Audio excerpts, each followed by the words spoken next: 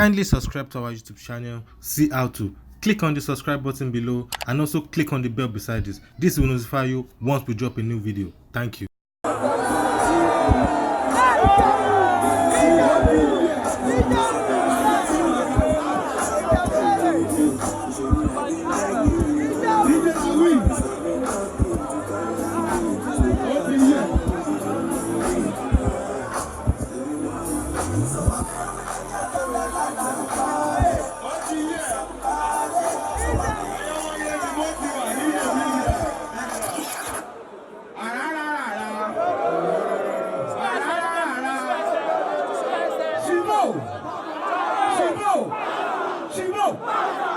Omo Better, what you got? You have to body here.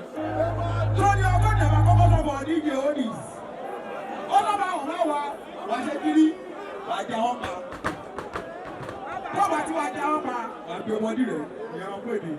What's here? Okay, Agege, DJ, drop it. We are telling you. Hey! It's somebody.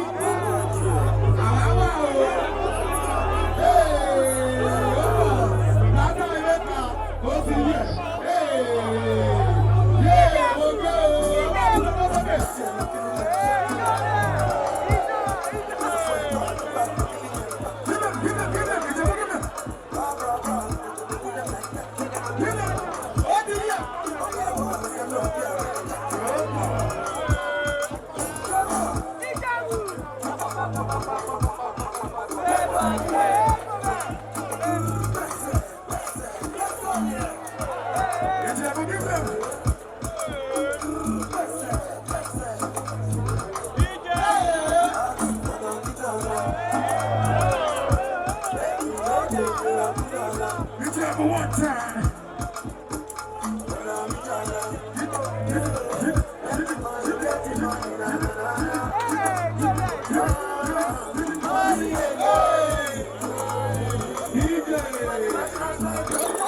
The beauty. I just got a gawa. And that time make our point.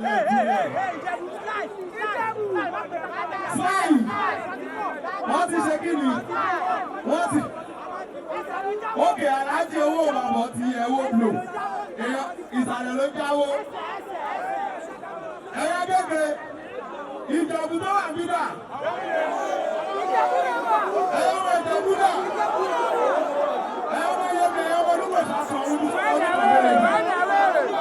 Okay, DJ, they can say what for Omo Yami.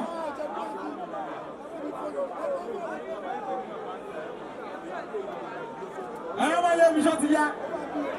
Shut ya. I don't want to go to my gallery. Okay, Rocky White no one be. Omo blow, what is here? DJ, we are dropping. I don't know about Bobo.